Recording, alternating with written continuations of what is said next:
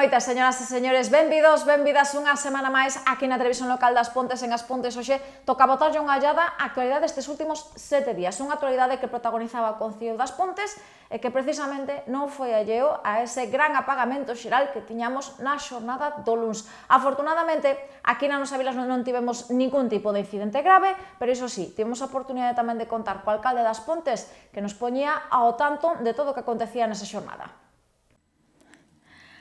O pasado luns, a nosa rutina tal e como coñecíamos íase a negro. É que ás 12:33 do mediodía As Pontes non era allea ao pagamento que durante toda a xornada afectou a España, Portugal e a sur de Francia. 60 millóns de persoas en toda a península sufriron esa desconexión sen precedentes do sistema peninsular de electricidade do resto do sistema europeo. Unha situación inédita que tamén a nosa vila se deixaba sentir ata preto das 4:30 da madrugada da xornada do martes e que colapsou comunicacións, o transporte e os servizos públicos en toda a península. 16 horas sen electricidade, no noso caso, que deixaron mudas as televisións e as radios que non fosen a pilas, os semáforos inoperativos, os caixeiros dos bancos en actividade e que, por suposto, afectaron notablemente a establecementos hostaleiros e comerciais de todo tipo e incluso a chimenea de Endesa, coas súas luces de señalización totalmente apagadas. Unha xornada na que houbo que tirar de inxenio, de campingás para xantar en quente, de baterías ou grupos electróxenos, e de algo que estábamos a perder, porque moitos e moitas aproveitaron eses momentos de desconexión para pasear, conversar cos veciños, baixar ao parque ou tomar unha bebida refrescante nos poucos bares que decidiron abrir malia non contar con luz. Unha situación pouco habitual, como tamén foi ver en funcionamento o ciclo combinado. Iso sí, afortunadamente na nosa vila, os incidentes por este apagamento tan só se reduciron a unha persoa atorada nun ascensor, que foi rescatada inmediatamente polos bombeiros do EUME, a suspensión das actividades deportivas e culturais municipais ou as ringleiras rexistradas nas gasolineiras ante a posibilidade de que a situación se alongase varios días. Un regreso ao século XIX e que, tal e como recoñecía o alcalde das Pontes, nos vai facer reprensar o sistema co que contamos e o que hai que facer para que isto non volva a pasar.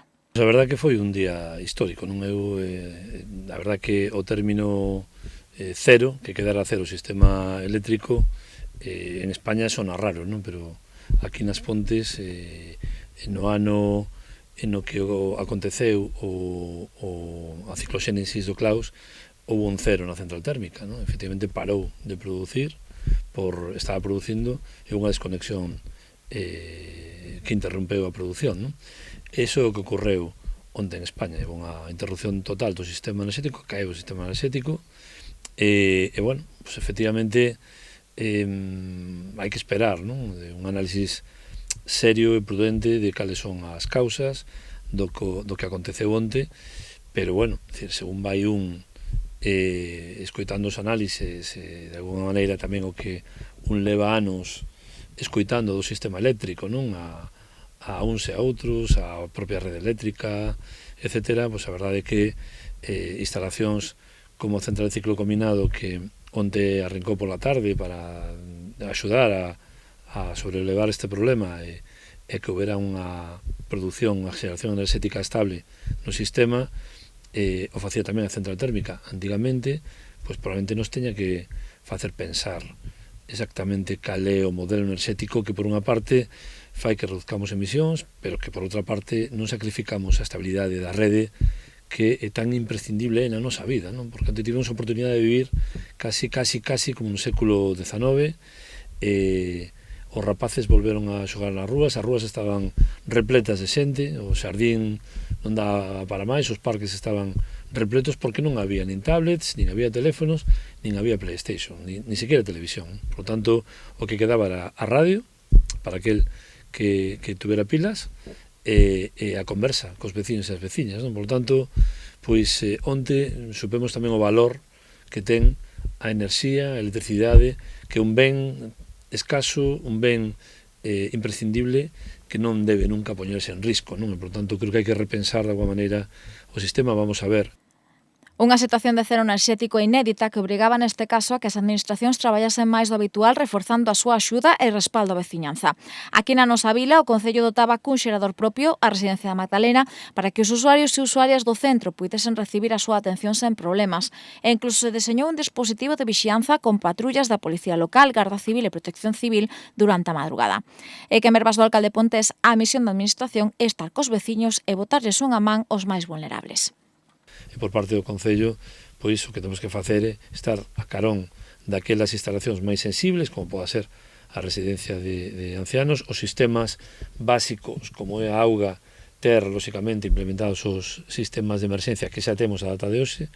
En calquer caso, pois, como sempre, dedicar moita vocación de servicio público para aquela persoa que en un momento determinado pode ter unha necesidade puntual, non?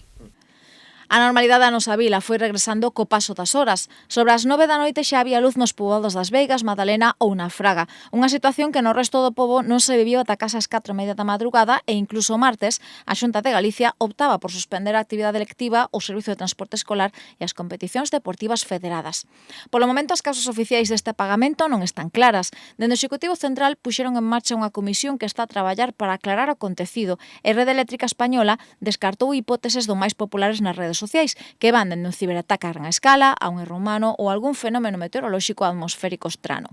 Neste momento, e tras 4 días de incertidume, o suministro xa está recuperado ao 100% en toda a península. O transporte público en todo o país funciona con bastante regularidade e esa xornada do 28 de abril é xa un deses temas que de seguro seguirá sendo protagonista de moitas conversas entre veciños e amigos.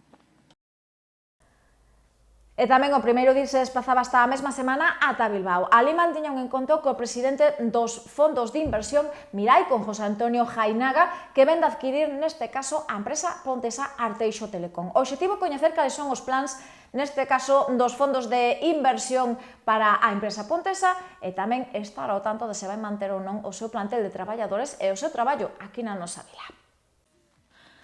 O fondo de inversión Mirai Investments vende a adquirir a empresa Arteixo Telecom, afincada no polígono de Penapurreira, dedicada ao deseño e fabricación de tarxetas electrónicas.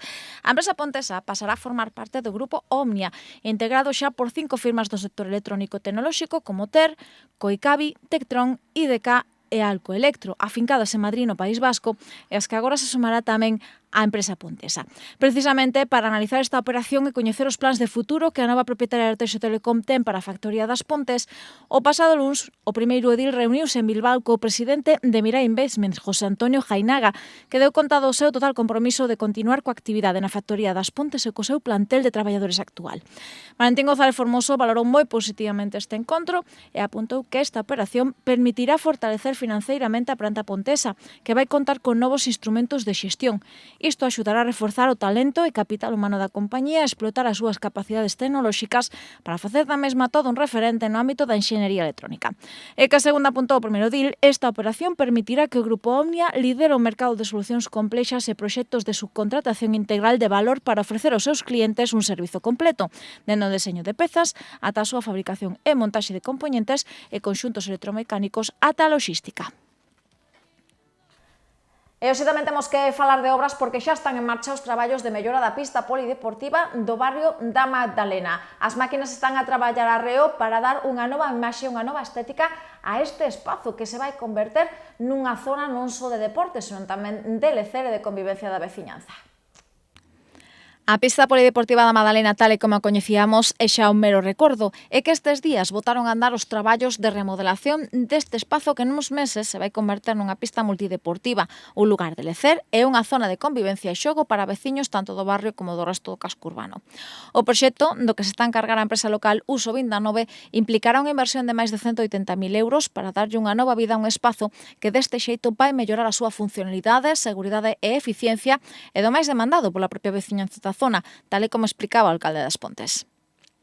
Agora mesmo estamos executando a remodelación da última praza da Madalena, que se vai a convertir coa inversión de máis de 300.000 euros nunha plaza con unha pista multideporte, que era unha demanda de hai tempo dos veciños e veciñas da Madalena, despois de haber remodelado a praza principal do barrio, tamén con inversión superior aos 300.000 euros. Son financiadas ambas as dúas pola Deputación da Coruña a través dos seus plans nun 95%. Non?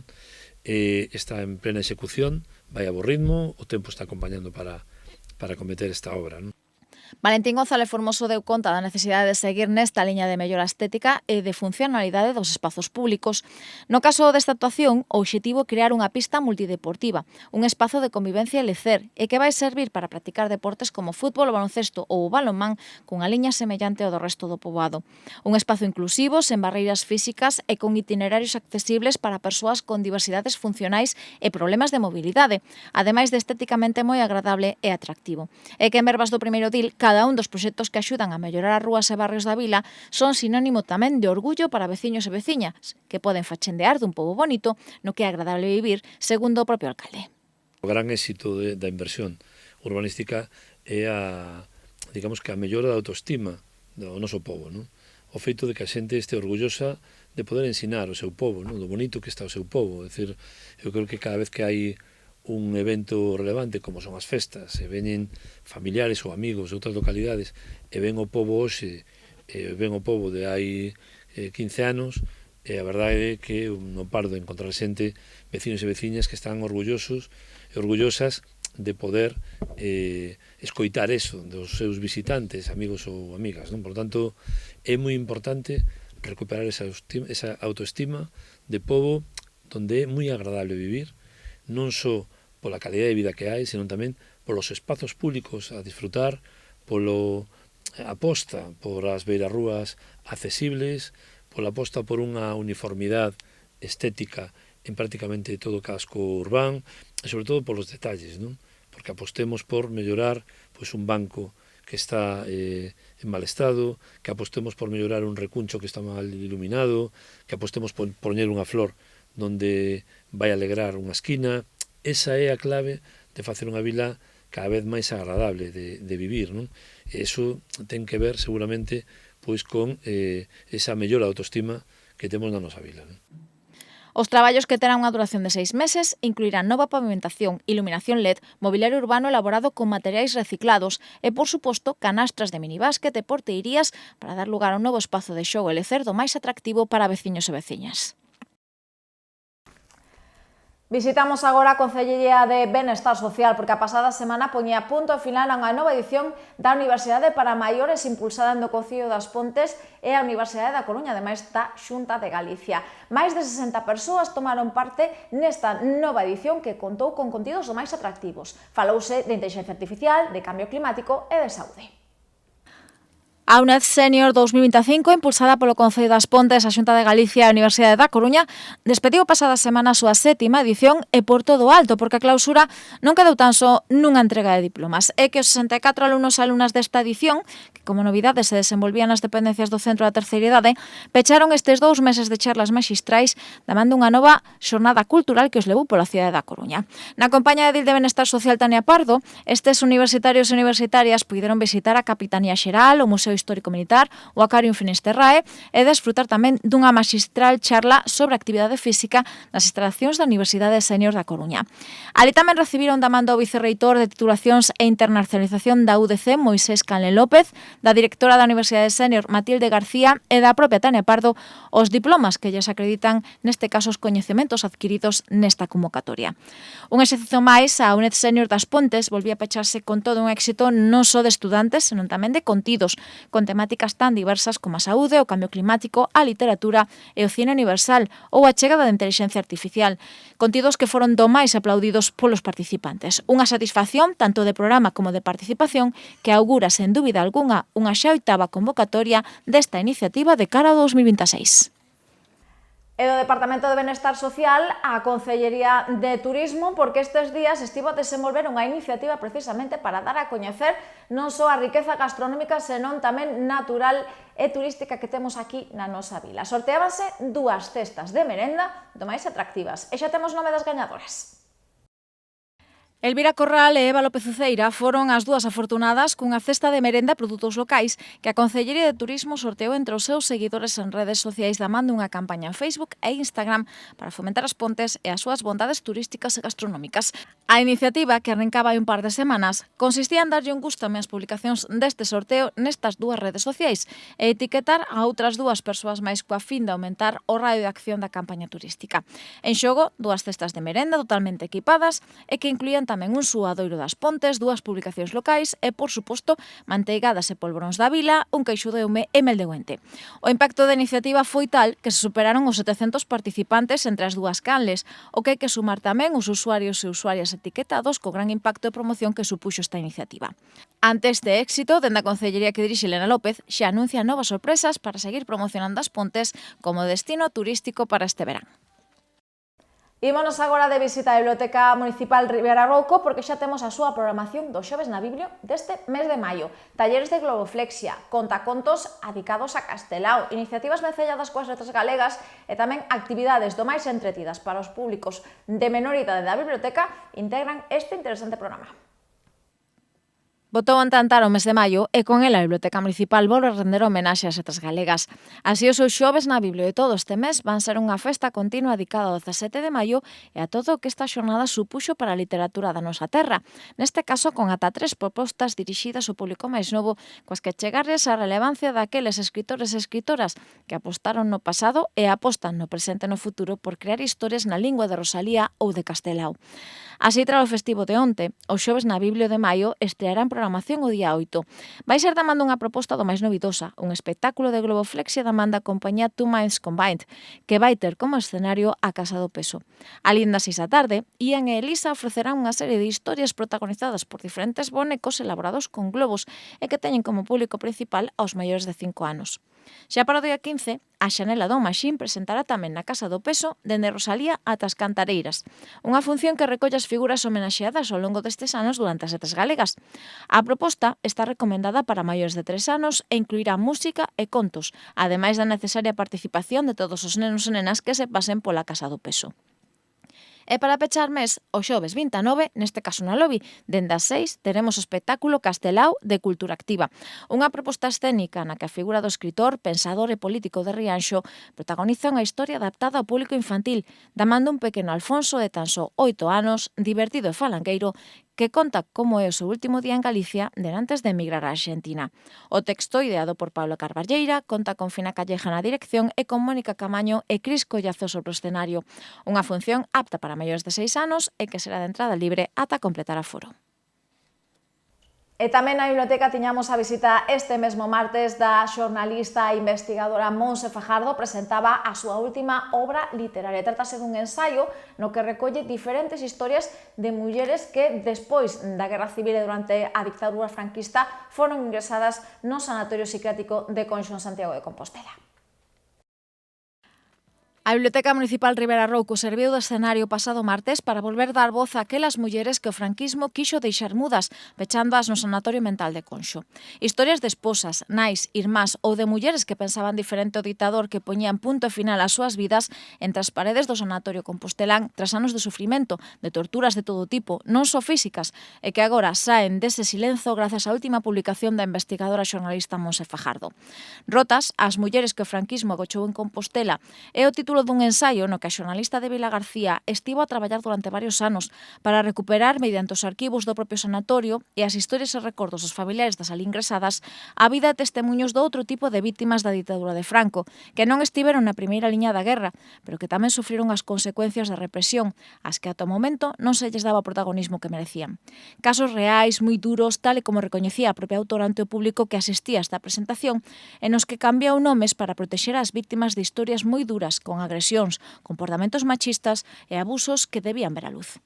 Que tipo de perfis chegan a Conxo de mulleres durante a dictadura? Eu son fixen unha recollida, digamos así, das historias que pensei que podían ter algún tipo de relación co golpe de Estado, as que eran, pois, estado ente desde, bueno, pois, ou con golpe de Estado ou con esa visión sexista das mulleres, non? As que non quedaban descartadas. Entón, bueno, é difícil, non trouxen todas, pero quería facervos así un pouco de percorrida de que tipo de mulleres acabaron en Conxo nesa etapa relacionadas co golpe de Estado. Primeiro, aquelas que padeceron un medo atroz a situación bélica, non? É entendible, imaginade que de repente estamos en guerra, bueno, pois hai mulleres que, aínda que non lles afectase directamente, pois tiñan medo que podía suceder, non? Pois, por exemplo, Erundina, o informe médico di que presenta un delirio relacionado, di textualmente o médico, con os momentos actuales que vive España, non? Repetía consignas como cuidado con as bombas de Teruel, van nos matar a todos, é dicir, terror á propia morte ou a morte de alguén querido.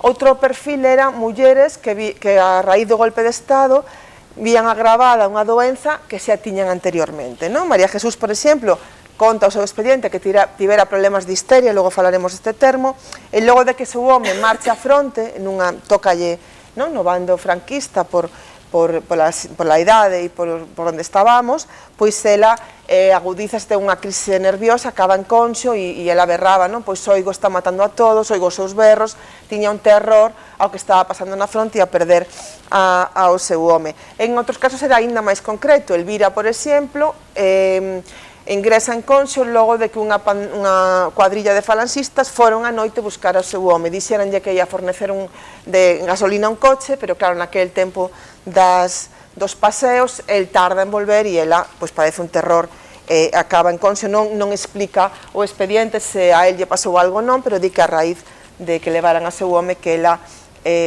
tolea. E logo, outro perfil, digámoslo así, sería as mulleres que padeceron en carne propia, digamos, a represión dos franquistas. Fajardo deu conta do duro que foi ese traballo pola crudeza do que se recollía neses expedientes, pero tamén da necesidade de que esas historias fosen contadas, xa que sempre se realizan publicacións sobre os paseados, os que se foron, mentres que as que quedaban eran as esquecidas. Daí a necesidade de darlle vida a esas mulleres rotas que tamén merecen ter un recordo. Este é un libro sobre memoria histórica, de novo, non? Sobre as mulleres que me parecían que entre todas as mulleres que foron víctimas da dictadura, pois as mulleres que estiveron en conxo eran como un pouco as máis esquecidas, non? Eran como último xa elo da cadea do silencio. Con este traballo, este estudo dos expedientes das mulleres que estiveron en conxo neses anos, quería un pouco respostar a dúas cuestións, non? A primeira era cal era a relación, canta relación había entre a represión que exercea a dictadura e os problemas de saúde mental de moitas mulleres. Por qué? Porque eu que levo moitos anos traballando a memoria oral, atopaba moitas familias a frase a miña avoa, logo de que mataron a meu avó, toleou, a irmá do meu avó toleou, ou a quen fora da miña familia, logo de ser abusada polos falanxistas, toleou, a veciña, ou quen fora.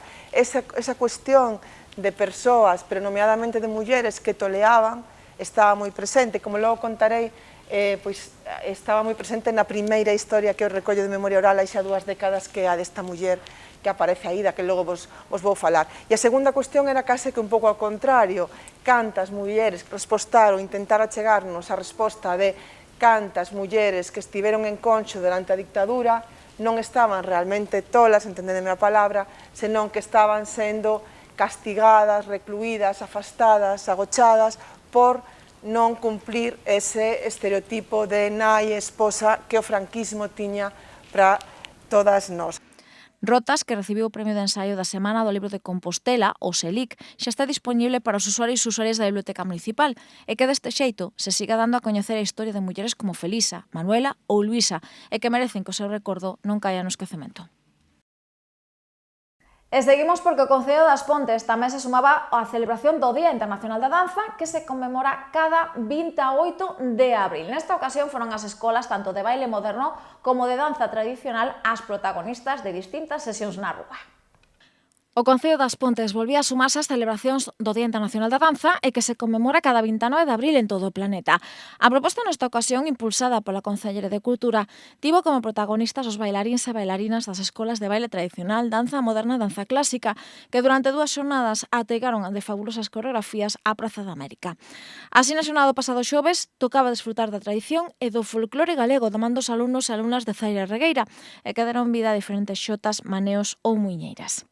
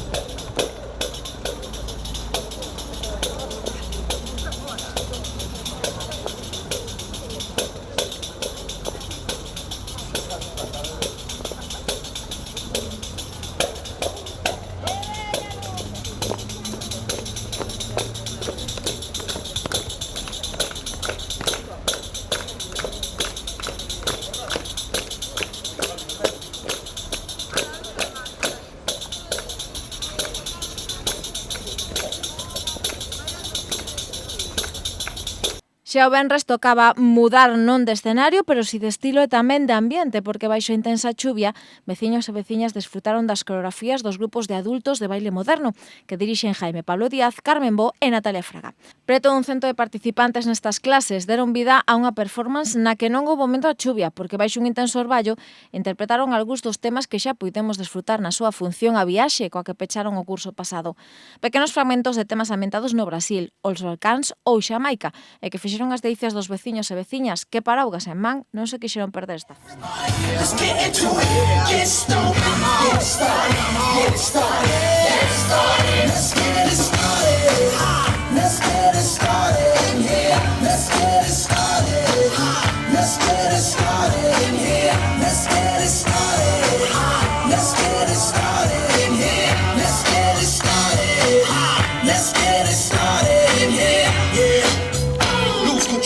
Our body and soul. Don't move too fast, we'll just take it slow. Don't get ahead, just jump into it. Our head, our body, the peas and do it. Get started, get stupid. Don't worry about it, people will walk you through it step by step like an infant new kid. Inch by inch with a new solution. Transmit hits with no delusion. The feeling's irresistible and that's how we move it.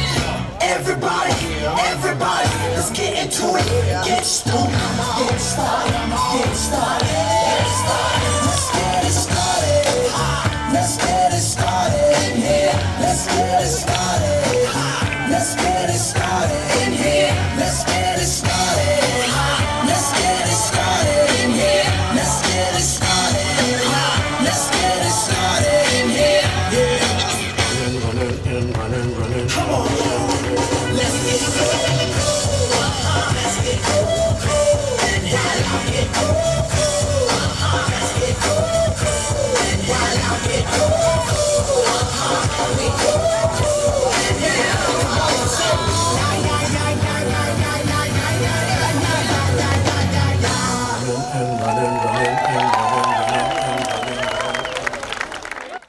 Ademais das pezas grupais para esta xornada ideouse unha coreografía específica da man da mestra Natalia Fraga e co tema O teu mandil de Berto como banda sonora.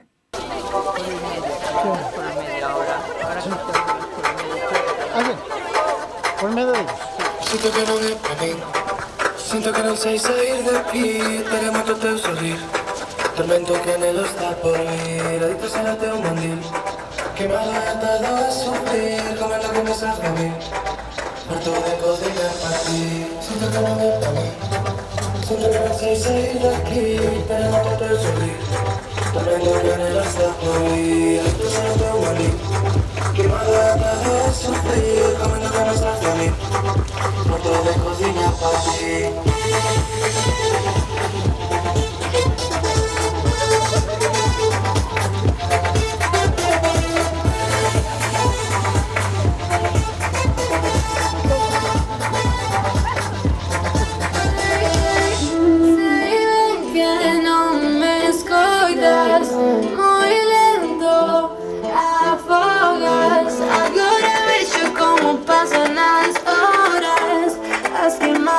Contigo foron outras. Non teño tempo pa pensar. Me entreteño xa con nada. As palabras se esperan quedar. Se marcharon polo mar. Siento que non sei sair daqui. Teño moito teu sorrir. Abandoname hasta por vir. Adicto será teu mandil. Que mal atado a sufrir. Comendo que me sabes a mí. Harto de cocinar para ti. Unha fin de festa que, aínda que estivo pasada por auga, foi todo un éxito con conga final incluída.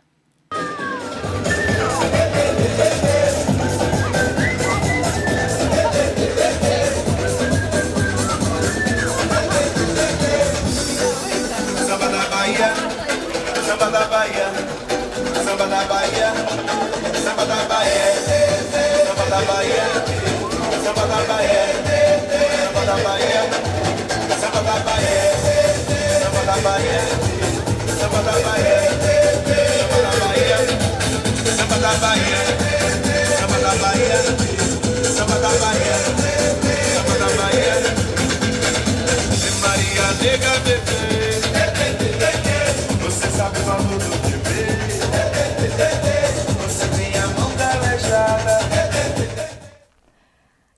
avanza a música que teremos mañá sobre o escenario do Auditorio Municipal Aloví, neste caso da man dun novo concerto de primavera organizado pola Rondalla Vila das Pontes e cuns convidados de luxo. A música é un plan do máis atractivo para disfrutar da fin de semana que arrincan unhas horas. De feito, a proposta que lles facemos pasa por aunar música e as pontes nun mesmo espazo, o escenario do Auditorio Municipal Aloví, e que ali mañá dende as 8 do serán vai ter lugar o Festival de Primavera de Música Rondallística. A cita conta coa organización da Rondalla Vila das Pontes, co respaldo do Cabildo Pontés, e vai estar dirixida neste caso polo mestre Xurxo Iglesias. No seu repertorio contaremos con habaneiras e, por suposto, clásicos do xénero rondallístico que farán as delicias do público que se achegue polo Aloví. A semade, a formación pontesa contará cuns convidados de luxo, a Escuela de Rondalla Goberno de La Rioja, unha agrupación con case un cuarto de século de actuacións ás súas costas e que visitará o Auditorio Municipal Aloví baixo a batuta da mestra rusa Irina Kazimirskaya. Como é habitual, a entrada a este concerto vai ser totalmente gratuita ata completar aforo. E falamos xa de citas deportivas para a fin de semana. Unha das máis atractivas vai ter lugar mañá mesmo dende as 3 da tarde no Lago das Pontes, porque ali o Clube Ciclista de BTT Terras do EME vai organizar a terceira edición da proba Vila das Pontes puntuable para a Copa Galicia de CXO. A iniciativa vai reunir a preto de 200 participantes de categorías que van dende infantil ata máster. E abrimos a actualidade deportiva da Mandacita que vai ser gran protagonista na xornada do sábado porque o Lago acollerá a terceira edición da proba de ciclismo en BTT Vila das Pontes puntuable para a Copa Galicia de Cross Country Olímpico en categorías de base e tamén absoluta. O evento volve contar coa organización do Clube de BTT Terras do EUME e do Concello Pontés mediante o Departamento de Deportes e arrincará ás 3 da tarde do sábado cunha previsión próxima aos 200 participantes. E que o circuito é do máis atractivo, cunha distancia de 3,5 km con diversos obstáculos e o que segundo a categoría hai que dar un número determinado de voltas.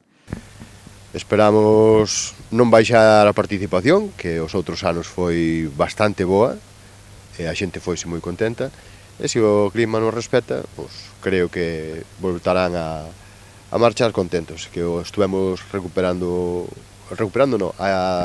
adecentando algunhas zonas que nos quedaron de outros anos un pouco floxas en canto a ciclabilidade.